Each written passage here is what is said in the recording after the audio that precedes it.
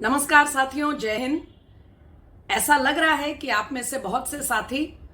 अड्डा के साथ लगातार जुड़ रहे हैं और कईयों के लिए हमारे अड्डा की जो चर्चाएं हैं वो एक रूटीन बनती जा रही हैं। आप अपना सहयोग हमारे साथ बनाए रखिए ताकि हम नए नए विषय सोचकर आपसे ये जो विचारों की शेयरिंग है ये आगे बढ़ा सकें। आज का ये छोटा सा अड्डा CAA यानी नागरिकता संशोधन कानून को लेकर। साथियों, इस समय जो रूल्स फ्रेम करके लाए गए CAA के कानून बनने के बाद,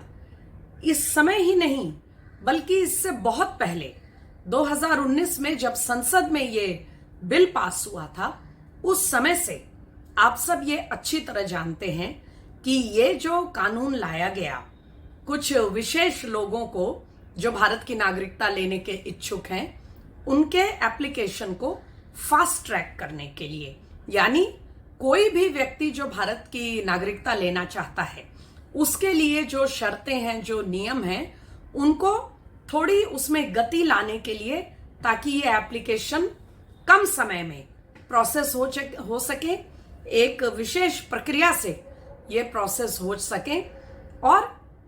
ये इसलिए लाया गया क्योंकि इसका आधार एक ह्यूमैनिटेरियन है, एक मानवीय आधार पे इसे लाया गया, ये देखकर कि जैसा आप सब जानते हैं, जब टू नेशन थ्योरी को आधार बना के और हमारी मातृभूमि को अलग अलग हिस्सों में बांट दिया गया, तो उन पड़ोसी देशों में वेस्ट और उस समय के ईस्ट पाकिस्तान में जो माइनॉरिटीज रह गई थी, जो अल्पसंख्यक समाज के लोग रह गए थे, जिसमें अधिकांश हिंदू और उसके अलावा सिख और कुछ जैन, बौद्ध, ईसाई भी थे, उन्हें उस समय वहां की जो सरकारें थी उनके आश्वासन से ऐसा लगा कि माइनॉरिटी होते हुए भी वो अपना गांव घर, अपनी मातृभूमि नहीं छोड़ना चाहते थे, क्योंकि वो उस आश्वासन पर भरोसा कर रहे थे कि उनको भी पूरे अवसर मिलेंगे, मौका मिलेगा, पूरा सम्मान मिलेगा। लेकिन उसके बाद क्या हुआ ये आप सब अच्छी तरह जानते हैं, और यही कारण है कि पाकिस्तान, आज का बांग्लादेश, जो तब ईस्ट पाकिस्तान था, और बहुत हद तक जो अफगानिस्तान है, वहां माइनॉरिटी न के बराबर है, नगण्य है, और अगर हैं तो किस हालात में उनका जीवन है, इसके बारे में बारीकी से हम आगे भी बात करेंगे। वैसे आप सब पढ़ते रहते हैं समय पर, और आपको पता है न उनका जीवन सुरक्षित है, न जान माल की कोई सुरक्षा है, न पूजा स्थल सुरक्षित है, धर्मांतरण का जबरदस्त दबाव है, और न अपनी काबिलियत के मुताबिक उन्हें जीवन में, समाज में कुछ करने का अवसर पूरा मिलता है, और न उनकी बच्चियां, उनकी बहन बेटियां सुरक्षित हैं। यानी कुल मिलाकर वो सारी चीजें जो एक सम्मानजनक जीवन के लिए मनुष्य को चाहिए, उस सब से उन्हें वंचित रखा जाता है। यही कारण है कि बहुत से लोग समय समय पर लगातार भारत का रुख करते हैं, क्योंकि उनके लिए अगर वो भारत में शरण लेने नहीं आए तो और कोई ऐसा विकल्प बहुत कम है जहां वो ये उम्मीद कर सकें कि सम्मान का जीवन उन्हें मिलेगा। बहरहाल, जो सबसे बड़ा आरोप इस समय एक वर्ग की ओर से लगाया जा रहा है कि CAA का कानून इसलिए अनुचित है, गैर कानूनी है, क्योंकि ये सिटीजनशिप को धर्म के चश्मे से देखता है, धर्म को आधार बनाता है। इसमें साथियों सिर्फ दो बहुत ही बेसिक से बिंदु हैं। पहली बात तो ये कि भारत की नागरिकता सब धर्मों के लिए खुली हुई है। जो नागरिकता पाने के कानून शुरू से रहे हैं वो अभी भी लागू हैं। कोई किसी भी धर्म का हो वो भारत की नागरिकता को अप्लाई कर सकता है। अब आया सवाल कि इन लोगों को जो ये फास्ट ट्रैक करके CAA के तहत दिया जा रहा है, ये क्यों दिया जा रहा है? भाई सीधी सी बात है, इसका आधार धर्म इसलिए है क्योंकि धर्म के आधार पर ही वो विवश हुए हैं शरण लेने के लिए। जब धर्म के आधार पर वो प्रताड़ित हुए हैं, केवल और केवल एक दूसरे धर्म के होने के चलते धर्म के आधार पर ही वो हर तरह के अन्याय के शिकार हुए हैं, तो इस फास्ट ट्रैक का आधार धर्म नहीं हो तो क्या हो? जब इस इस पूरे कानून की पृष्ठभूमि ही वही है कि जो धर्म के नाम पर प्रताड़ित हुए हैं, तो हम इस पहलू से आंख कैसे मूंद सकते हैं। इसीलिए कई विद्वानों ने, कई जानकार ये कह रहे हैं कि ये कानून लाकर भारत ने एक सिविलाइजेशनल रेस्पॉन्सिबिलिटी, एक अपनी भूमि, अपनी सभ्यता के प्रति जो एक जिम्मेदारी है, उसको पूरा करने का काम किया है। और इसको लेकर मुझे लगता है हमें अपोलोजेटिक होने की आवश्यकता नहीं है भारतवासियों को। लेकिन कुछ मुख्यमंत्रियों के रवैये को लेकर थोड़ी बात करना चाहती हूं। एक तरफ बंगाल की मुख्यमंत्री, दक्षिण में तमिलनाडु और केरल के मुख्यमंत्री कह रहे हैं कि हम अपने राज्यों में इस कानून को लागू नहीं होने देंगे। साथियों, आपको लगता होगा कि ये सब 2-2, 3-3 बार के मुख्यमंत्री हैं और ये सभी देश के बहुत ही अनुभवी, सीजन्ड, सीनियर पॉलिटिशियंस हैं। क्या आपको लगता है इन्होंने कानून पढ़ा नहीं होगा? जो अपने अपने राज्यों में सालों से सरकार चला रहे हैं, क्या उन्होंने ये देखा नहीं होगा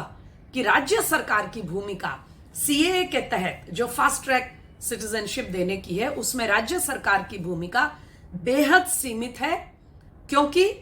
सवाल 1, सिटीजनशिप केंद्रीय सूची का विषय है, और सवाल 2 कि जो एम्पावर्ड कमिटी, इन जो नए कानून आए हैं सीएए के, उसको लागू करने के लिए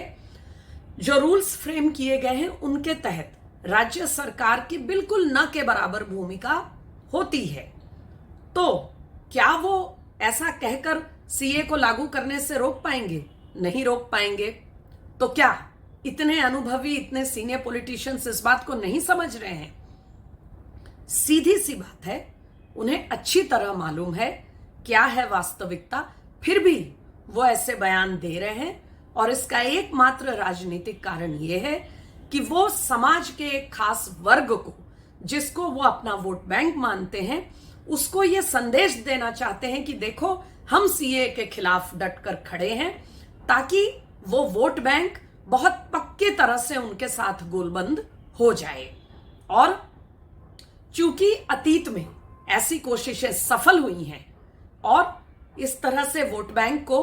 गुमराह करके,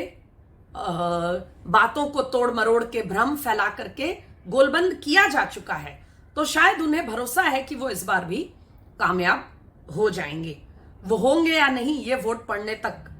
हम में से कोई भी कहने की स्थिति में नहीं है। इतना जरूर हम कह सकते हैं कि जब इतने अग्रेसिव होकर, इतने आक्रामक होकर वोट बैंक को गोलबंद करने के प्रयास होते हैं, तो फिर उसका काउंटर पोलराइजेशन, उसके विपरीत दिशा में भी गोलबंदी की पूरे संभावनाएं होती हैं, और यह पहले भी हो चुका है। तो साथियों, जैसा मैं बता रही थी, ये एक मानवीय आधार को देखते हुए ये कानून लाया गया था। लेकिन हमारे कैपिटल सिटी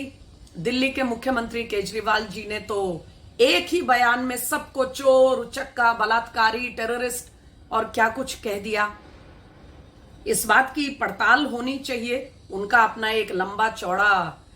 पार्टी का अमला है, एक जबरदस्त, हम सुनते हैं कि वॉर रूम है, वो भी इस डेटा की एनालिसिस कर ले कि शरण लेने के लिए रेफ्यूजी के तौर पे जो लोग आए, उसमें से कितने लोग ऐसी चोरी, डकैती और ऐसी बातों में संलिप्त पाए गए।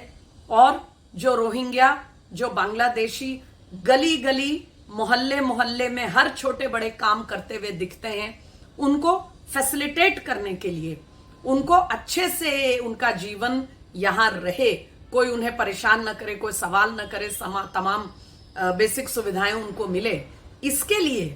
कहां कहां और कितना